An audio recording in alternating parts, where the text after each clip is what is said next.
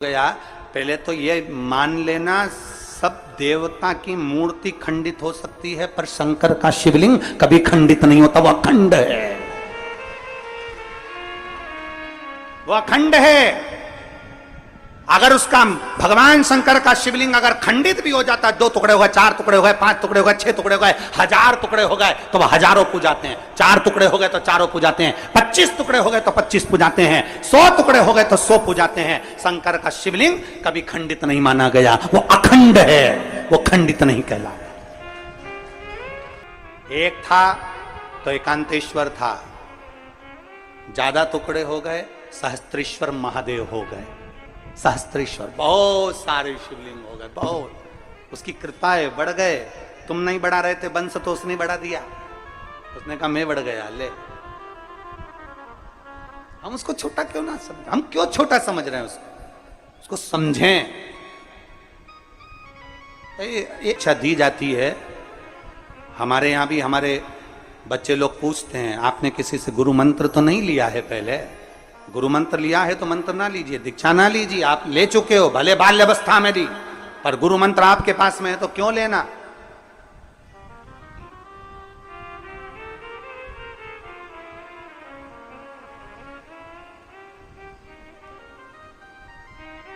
कई लोग कह देते हैं हमने उनसे मंत्र लिया था, उनके साथ ऐसा हो गया, लोग ऐसा हो गया। अरे कुछ भी हुआ हो, गुरु की करनी गुरु भरेगा और चेला की करनी चेला। गुरु के साथ कुछ भी हुआ, पर उसके मंत्र के साथ थोड़ी ना हुआ। मंत्र तो मंत्र है।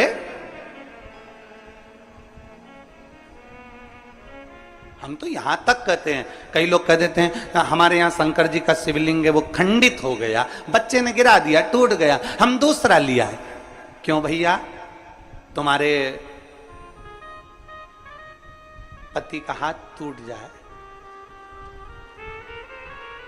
या तुम्हारा हाथ टूट जाए तो तुम्हारा पति क्या दूसरी ले आएगा? या तुम्हारे बच्चे का पांव टूट गया, किसी को कोई क्षति हो गई, कोई एक्सीडेंट हो गया, हाथ पैर टूट गया, कान टूट गया, सिर टूट गया, पांव टूट गया, तो क्या तुम उसको बदल दोगे? नहीं, बेटा नहीं बदला जाता, परिवार का सदस्य नहीं बदला जाता। तो फिर घर का मंदिर में शिवलिंग टूट गया, खंडित हो गया। पहले तो ये मान लेना सब देवता की मूर्ति खंडित हो सकती है, पर शंकर का शिवलिंग कभी खंडित नहीं होता, वह अखंड है। ऐसे बैठे हैं।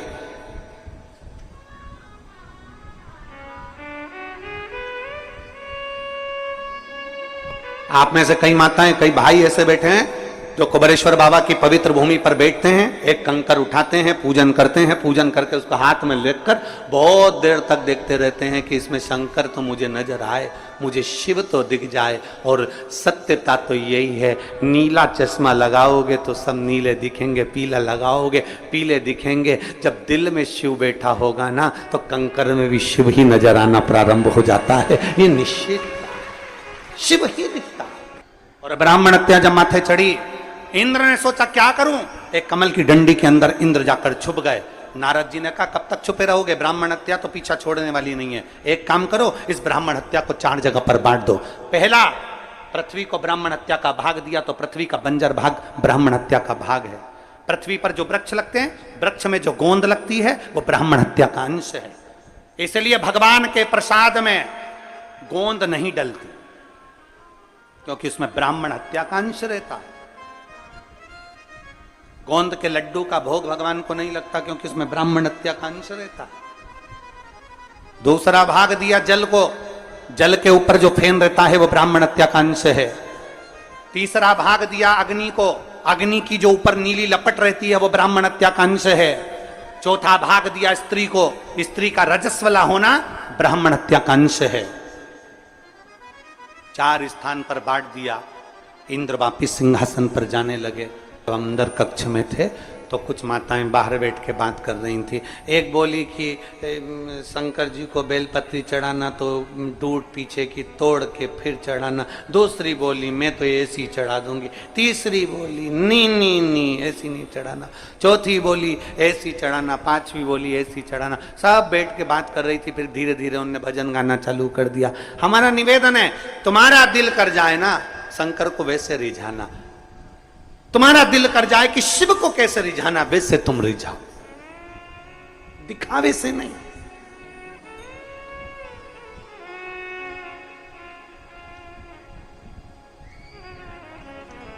तुम्हारा मन करे वैसा जाए। अवस्था 3 निकल चुकी थी पर संतान नहीं थी। अथर्वा बाबा ने वो कंकर जो देखा, समझ गए ये कंकर नहीं है, ये ठोकर लगा हुआ कंकर नहीं है। मेरी पत्नी 3 दिन से आंसू बहा रही है कि अपने घर में औलाद नहीं है। शंकर की रोज झाड़ू पोछा करती, रोज पूजन करती, आज इसकी पल्लू में ये कंकर नहीं आया है। स्वयं शंकर ने औलाद का सुख प्रदान करने का वर दे दिया है। कुबेरेश्वर धाम का एक भी कंकर कंकर नहीं है, कुबेरेश्वर धाम का एक एक कंकर शंकर है। उसको लेकर जाओ। जब आप पूजन करते हो, आराधना करते हो, उसकी 15 दिन तक भी आराधना करी है तो 15 दिन में उसको, उसके कंकर में आपको शंकर का एक दिन प्रतिबिंब का दर्शन जरूर होगा। वो कंकर नहीं है, वो शंकर है। मांग लो आज। और जब शिव कहे कि मांग लो, तब बहुत विचार करना और बाबा के ऊपर छोड़ देना। क्या मांगू? तूने मनुष्य का शरीर दे दिया, तेरे मंदिर तक 1 लोटा जल चढ़ाने के लिए रोज बुला लेता है, रोज तेरा दर्शन करा लेता है, इससे बढ़कर दुनिया में और क्या चाहिए? तू मेरा हो जा, बस इतना ही चाहिए, तू मेरा।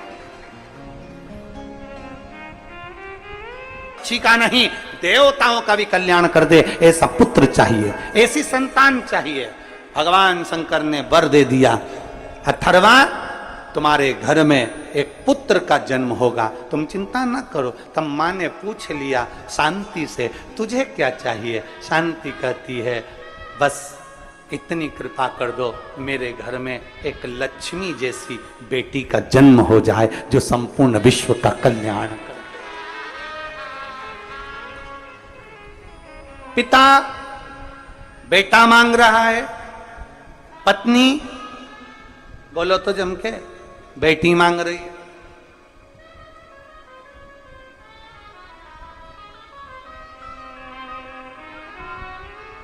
पार्वती जी ने कह दिया मैं तुम्हें वर देती हूं, तुम्हें वर प्रदान करती हूं।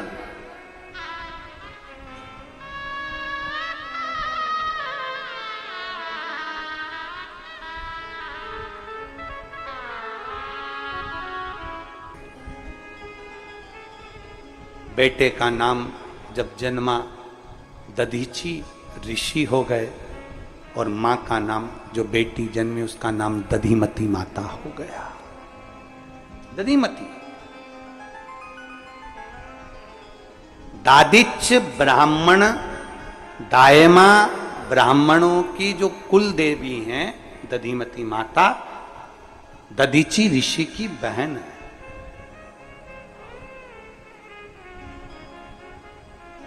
जितने दादिच्य ब्राह्मण हैं, जितने दायमा ब्राह्मण हैं, जितने दादिच्य ब्राह्मण हैं, उनकी बुद्धि में ये बैठना चाहिए कि आपकी कुल देवी कोई साधारण नहीं, दधिमती माता है जो संपूर्ण विश्व का कल्याण करने वाली मां,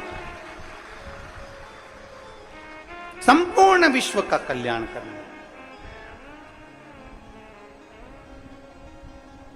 दधीची ऋषि की बहन, मां शांति के गोद में प्रकट होने वाली, मां शांति की गोद में खेलने वाली, अथर्वा बाबा की पुत्री कहलाने वाली, वो साधारण नहीं है।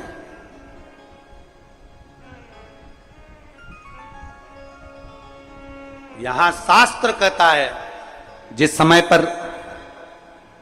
इंद्र अपनी सभा में बैठे हुए थे, अपने राज सिंहासन पर इंद्र बैठे हुए हैं और गुरु बृहस्पति का आगमन हो जाता है। गुरु बृहस्पति का राजस्थान में दधिमती माता का मंदिर है, शायद नागौर जिले के अंतर्गत होना चाहिए जहां तक स्मरण में आए, है नागौर में है। हाँ, दधिमती माता का मंदिर नागौर के अंतर्गत ही आता, दधिमती माता का मंदिर। और मैं राजस्थान के एक एक मारवाड़ी को, राजस्थान के एक एक व्यक्ति को कहना चाहूंगा, कभी जिंदगी में समय मिले आप राजस्थान की धरा पर जाएं तो एक बार दधिमती माता का दर्शन जरूर कर आना, जिसके दरवाजे से स्वयं दधीची ऋषि भी पूछने के लिए जाते थे कि बहन मुझे बता कि ये संपूर्ण ब्रह्मांड के कल्याण के लिए देवता आए हैं, तो मैं इनके लिए कुछ दूं कि ना। वो दधिमती माता स्वयं लक्ष्मी का प्रतिबिंब है।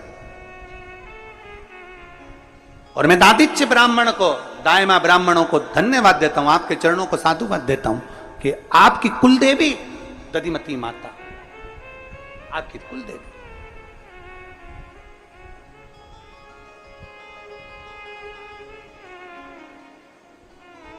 भारत की भूमि का पहला मंदिर है जिसकी शिखर पर पत्थर पर अंकित पूरी रामचरितमानस है, वो दधिमती माता है।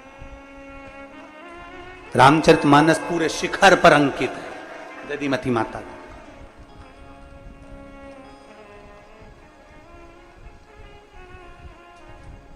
शिव तत्व की प्राप्ति है, शंभु की प्राप्ति। और इसीलिए ऐसा लगता है कि दधिमती माता की कृपा जो होती है ना, दायमा समाज, दायमा जो होते हैं और जो दादिच्य ब्राह्मण होते हैं, ये सहजता का इसलिए प्रतिबिंब होते हैं। ये कभी आपको विवाद करते हुए, झगड़ा करते हुए, व्यर्थ की बातें करते हुए कभी भी दादिच्य ब्राह्मण आदि दिखेगा ही नहीं। उनके भीतर भगवान शंकर की अविरल भक्ति है, उसको पहचानना बहुत कठिन होता है, बहुत कठिन। दुनिया में सबसे कठिन काम है एक देव, महादेव और गुरुदेव, इनको पहचानना बड़ा कठिन है महाराज। देवताओं को जानना कठिन है, महादेव को पहचानना कठिन है और गुरुदेव को जानना कठिन है। ये क्या क्या है वो, उसको पहचानो। रामकृष्ण परमहंस जी को नहीं पहचाने, स्वामी विवेकानंद जी को नहीं पहचाने, चैतन्य महाप्रभु जी। तो ऋषि ने एक यज्ञ करके वृत्रासुर को उत्पन्न कर लिया।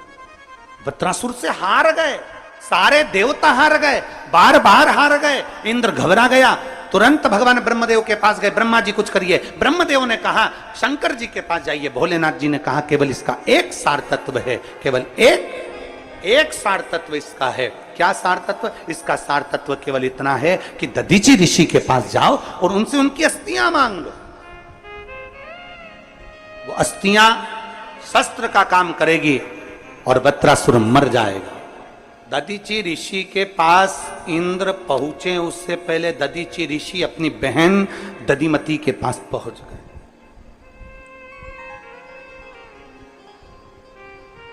दधिमती के पास दधीची ऋषि अपनी बहन दधिमती के पास गए और दधिमती से कहा, बहन, ओ बहन। दधिमती ने जैसे ही सुना मेरा भाई दधीची आया है, हाँ भैया क्या बात है? दधिमती से कहा, बहन देवता आने वाले हैं मेरी अस्थियों को लेने के लिए, मुझे मेरे शरीर छोड़ना पड़ेगा, तू कहे तो मैं छोड़ दूं। बहन बड़ी विद्वान थी, उसने कहा भैया तू चिंता मत कर, शिव के भरोसे शंकर के आश्रित होकर तू अपना शरीर छोड़ देना, शरीर छोड़ देना। एक